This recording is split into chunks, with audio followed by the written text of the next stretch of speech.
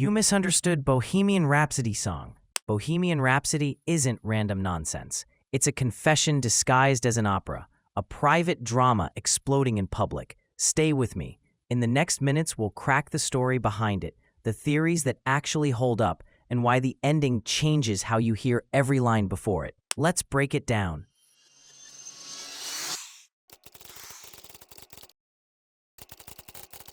You've probably heard it 1,000 times. No drums for the first minute, no chorus anywhere, a piano ballad that mutates into mock opera, detonates into hard rock, and then dissolves into a whisper. Is this the real life? Is this just fantasy? A question that feels like a dare.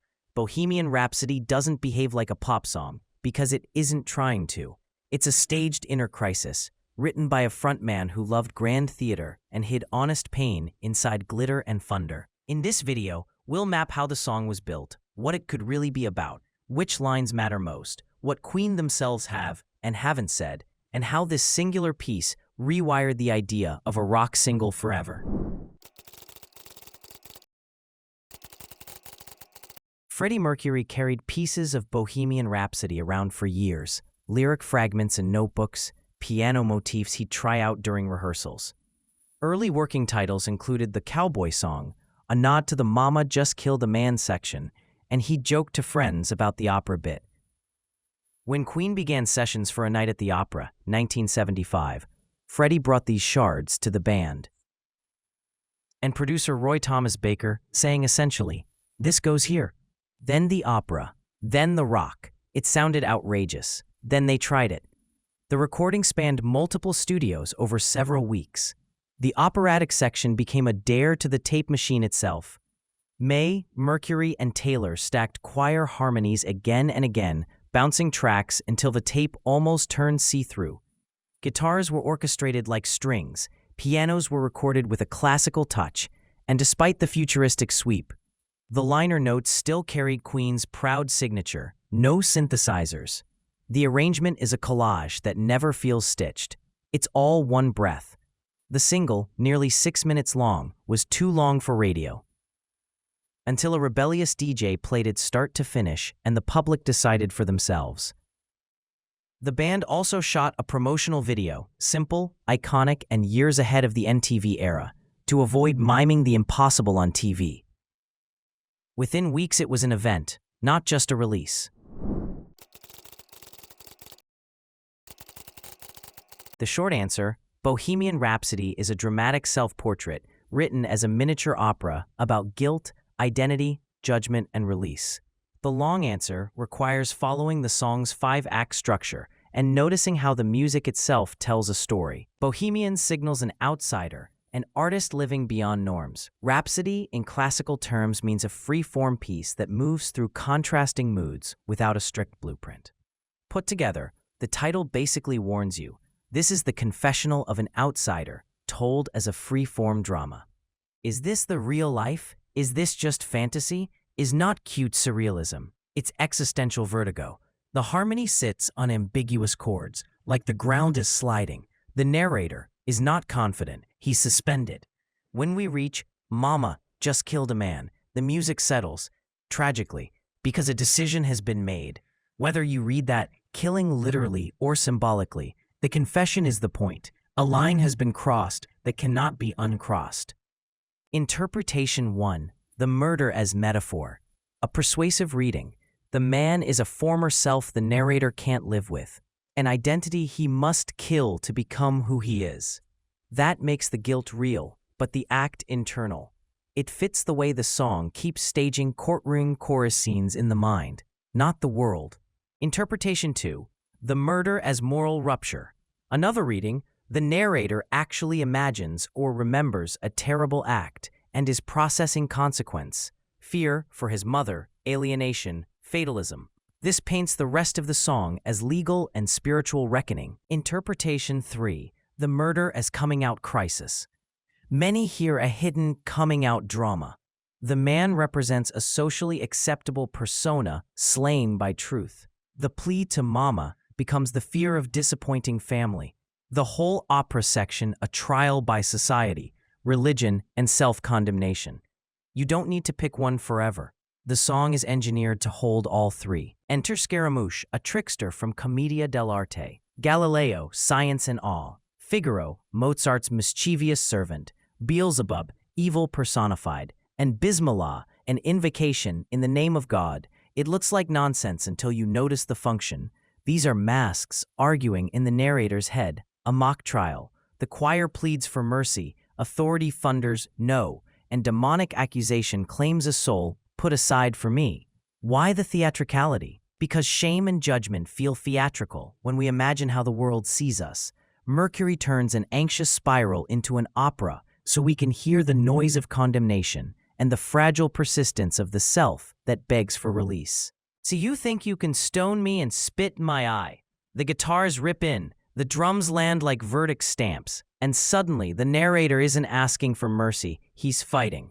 It's the chapter where identity refuses to be crushed by either social punishment or private guilt. This section is cathartic rage. If the opera is the courtroom, the rock is the jailbreak. Nothing really matters. Anyone can see.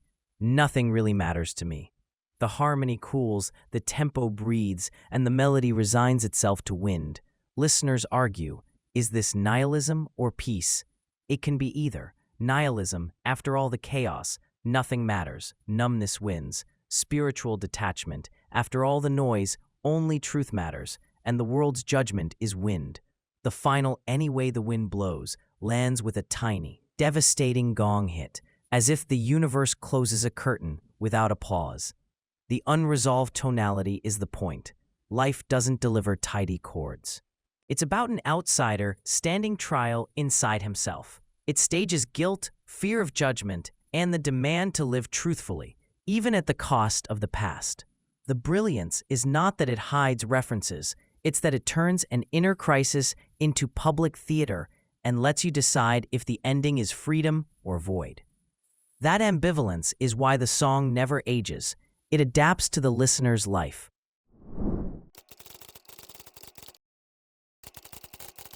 Is this the real life? Is this just fantasy? Doubles as thesis and stage direction. We're entering a liminal space where memory, dream, and confession overlap. Harmonically, the suspended chords mirror the uncertainty of the question. Open your eyes, look up to the skies and see. A self-command to face reality. The vertical imagery, eyes, skies, suggests seeking a larger frame, cosmic perspective, before the plunge into confession. I'm just a poor boy, I need no sympathy. He disclaims pity even as he asks for attention. The classic defense mechanism of someone about to reveal something risky. Mama just killed a man. Center of gravity. Whether literal or symbolic, it marks a break with the past. The tender address, Mama, deepens the wound. It's about family, shame, and love.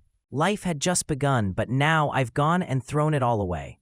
Youngness plus regret equals tragedy. The melody climbs, then falls, as if collapsing under its own admission. I see a little silhouette of a man. A silhouette is identity without details. Self is shadow.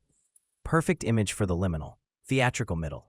We're watching a cutout version of the self get judged by archetypes. Scaramouche, Scaramouche, will you do the fandango? Comedy at the edge of terror. Scaramouche is a clown. The fandango is a wild dance. Anxiety often disguises itself as nervous humor, a flurry of references before the hammer falls. Thunderbolt and lightning, very, very frightening me. Cut to awe and fear. The choir Galileo nods to science and wonder, and cheekily to Brian May's love of astronomy. The human mind ricochets between logic and panic in a crisis. Bismillah, we will not let you go. A sacred injunction meets courtroom aggression. The religious voice claims moral right to refuse release. The pleading voice begs, let me go. Internalized authority versus personal liberty. Beelzebub has a devil put aside for me. A sentence pronounced. Whether you read this as religious condemnation or psychological self-loathing, it slams like a gavel. So you think you can stop me and spit in my eye? Shift from defendant to fighter. The electric guitars are weapons now. Self asserts itself against the chorus of judgment. Nothing really matters. Interpret as despair or serenity. The performance leaves it ambiguous, but the hush, after all the spectacle, feels like a truth deeper than victory or defeat. Any way the wind blows. Fate, chance, indifference, acceptance. Pick your lens. The gong whispers that nature continues, whatever our verdicts.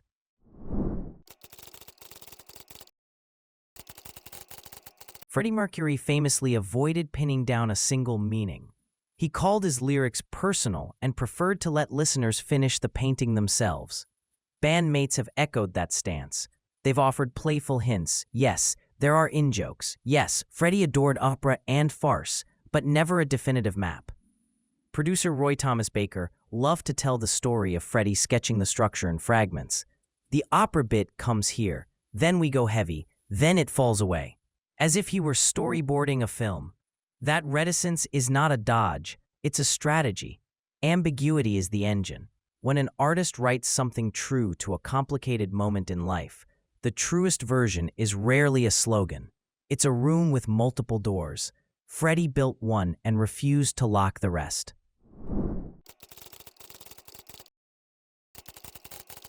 Bohemian Rhapsody didn't just top charts, it changed the weather. It proved that radio audiences would embrace narrative complexity if the emotion felt honest. The promo video, faces multiplied in diamond formation, light blooming around silhouettes, helped define what a music video could be years before MTV made the format mainstream. It returned to the charts in the 1990s off the back of Wayne's World. It returned again after the 2018 biopic. It opened stadium sets and soundtracks intimate memorials. Few pieces live at both scales. Musically, it gave permission for pop to be architectural. Movements, motifs, reprises, character voices. Culturally, it became a flag for outsiders who felt judged simply for existing. Personally, it's the song many people use to mark a turning point. Leaving home, telling the truth, surviving a storm. Its power is not that it answers the first question, real life or fantasy, but that it shows how both can be true at once and how the self emerges anyway. If you strip away the spectacle, Bohemian Rhapsody is one person trying to reconcile who they were, who they are, and who the world will let them be. It stages a trial, a revolt, and a hush, and it leaves you with wind, a reminder that the universe continues, but so do you. Share your thoughts in the comments below. Thank you for watching, and don't forget to subscribe to the channel for more exciting discoveries.